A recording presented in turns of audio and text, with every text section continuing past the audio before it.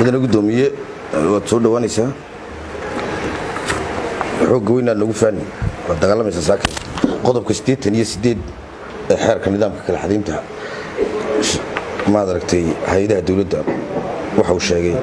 inaan madaxda hay'adaha gudoomiyaasha komishanada agaasimayaasha guud inaanay wax siyaasada aanay gali karin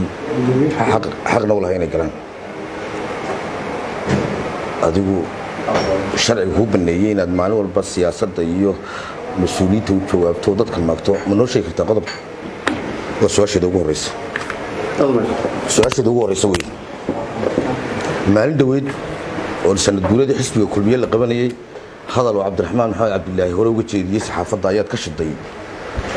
oo TV-ga ka daawanayay live-ka TV-ga maxaad uga jeeday waxaad uga jeeday in dadka reer Soomaaliland cariso oo boogaha aad xoqdo oo ay istilaan baad uga jeeday maxaa ujeedadiisu saddex waxaad sheegtay inaad State House-ka Maxamed Mooga laba goobood ah inaad ka rarayso dadka danyarta ee degan arabta meel kale loo raro maxay tahay ujeedada looga rarayaa dad mas'uuliyiin loo banaynaya iyagoo dadkii xaq u lahaayeen danyarta ay degan yihiin maalinkaaba biyaha loogu sameyn karin suuliga loogu sameyn karin waxa u baahan in lagu qaybin karo maxay tahay ujeedada looga rarayaa su'aashaada taa daba socda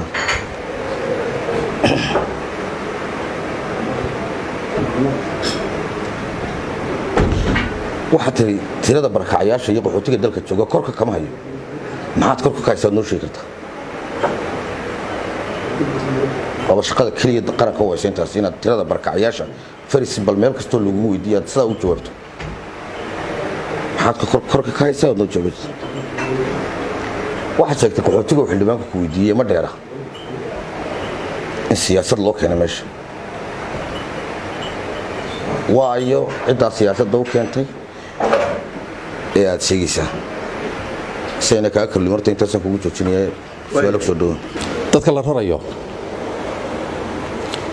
mala wad ka maqnayd warbixinteedii hore dadku dhulkay joogaan lagu hagaajin karo ma dad baale dhulkay joogaan Maxamed Mooge iyo Nasir dad baale reeraale marka dhul leeyahay ma la dijinaya waxaan korkaaga ku sheegaya quraankan korka ka haya iyo hadalada intaad ugu tiraahdo qaxoontiga ma dheeraad jiray qaxoontiga barakacayaasha ma kala taqaanado marka hore qaxoonti ma barakacayaa siyaasadda la keenay oo weydiiyay siyaasadda arrintaas hata ma aha wax ku yaala wixii noo yaala adeeg barakacayaasha qaxoontiga kala hadla simba ka socdo istados yaala wadiga dad baale dawladda marka dawladda baan ku weeyay shaqada marka dawladda degan wareer maxamed abi ana qabqabtaada la soo gelinay dhulkeen kaadi dawladdu haday go'aan ku gaadho dhulkeeda inay u baahato u baahanaysaa wali go'aan lama gaadhin waan ku tala jirnaa waan ku fikirnaa dhulba ma hayno laakiin dawladdu dhulkeeda iyada leh waxay tahay ujeedada kan looga rarayaa markaas iyo dan dhulka meesha wali ma tagtamaagta say tahay war soo eeg horta markaas qaran doontaa war soo eeg dawladda warka inay sheegin horta soo arag say tahay meesha nidaamyada doonaysa shaqadaada way maxay nidaamiyeen maliha shaqadeeda shaqada dawladda hoose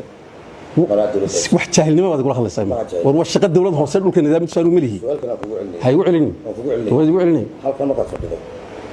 wax kasta oo shaqada xafiiskaaga la xiriiro la weydiin ima weydiin kartid inaad siyaasadda ka hadasho oo dadka maagto u sheeg adeerta shaqadaada ma war ka soco wax kale weydiin shaqadiisa taata ka soco yeetay shaqadiisa hadda dacwad qabto yeetay shaqaalawta dacwad ma qabay yeetay shaqadiisa oo yeetay shaqaalada dacwad qabto hadal badida هذا كله يجوز وحكي ويدين واركومة ثلاثة هذا اللي بدونيسه هذا كذا محاكا قصيتاس ما شغل طلع ذيك شقوق طلع ما توردنا كلا قبوا وار شقوق طلع ما وار أود حسب ذاك صور لحظة صوب بريك واروح مفيش وار مش بس كذا يعني تشوش وار خاوت شوال ما ياديك إن خير نضحي وار هنو شيء وحياة oo adoo kamid ah dadkii dejinaya xisbiga kulmiye guriga dejinaya marka mid dacdo ka dhacday baa jirtay waqtigaasi waa 2008 shirkii xisbiga kulmiye ku qabtay magaalada Burcale magaalada qaan gaar baa markaa ما قاعد بما هي لو كوستيدي محل كذي محل دعوه كدعوه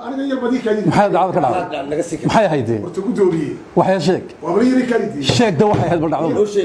dadka u sheeg waxay hadal baan ku leeyahay markaas aan garanaya ka hadlay bal sheeg waxay ahayd anoon dhacdo mamuur ay qartaciyo waxbaan yiriyo bahalkeen isku sawirayso ma doonaysaa kelmadeedu gudoomiye waxaan u maleynayaa xogoraysi inaad nasiiso lagu wato talgalma inaad maagtad war idinka ku talagalay halkan dad ku maagtaan wuxuu na weydiinaya marka day xad maalinta saa u tiri xad maalinta cirro la hadashay war cirro laba nin oo siyaasiyiin oo wada hadlayna weesh maxaa ka اشتغل بين الدسوس يا برمان اشتغل بين الدسوس حير كذا جوابيه اي كذا ادري كذا ادري كذا ادري كذا ادري كذا ورياره war xisbigiina marka la tabtaha wada cabaadin ay xajisto xamiila baasha adeeran ku sheego xeerka shaqaalaha dawladda ma akhrida ee imika ay u ka basqareysay ma akhrida qodobkiisa afraad ma akhrida marka ka soo akhrido jaahilnimo ka muuqatay marka ka soo akhrido ilaa kan xeer ba ka dambeeyay ka dambeeyay waa kan xeerka hay'adda ka xalinta nidaamka waa xeerka shaqaalaha dawladda ma taam هو كان خيال كان وين هيدي بدك كان كده بي هذه يقول لي بس لو حيرس نسخ كرما واي حير كان على حير كلا حديثه نظام حكومه دار اي كذا سو واحد ka hadlaysa maxay siyaasada ugu jirtaa maaha qaadiga waxa ku qarsoon Soomaaliya shaqaale dawladeed baad soo inta matid waa kan hay'ad madax banaan adeeri kaadii soo inta ma lihid inta saaka qanciyay simiir qabto aan bacbacya cabcabiyo oo hin lahayn dhigiso aniga war waa bacbalaysan dhigiso si adab leh noo dhigiso waliba waxay rabtay xasiga si noo dhigiso waxaan xishoonay khayran anaga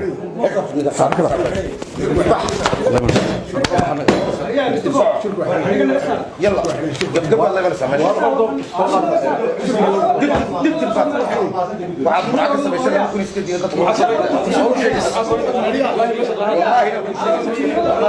والله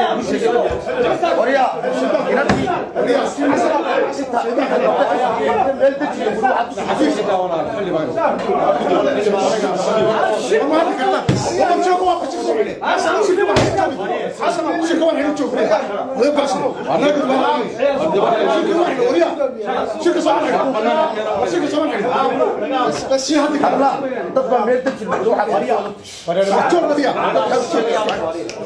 فنانك واحد لبدينا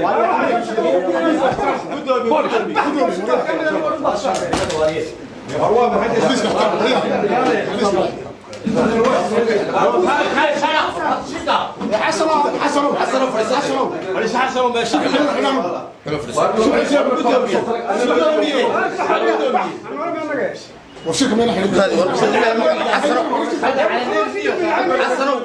عندما عصروا فريسو حنا في الفلوس وين ما مين قبل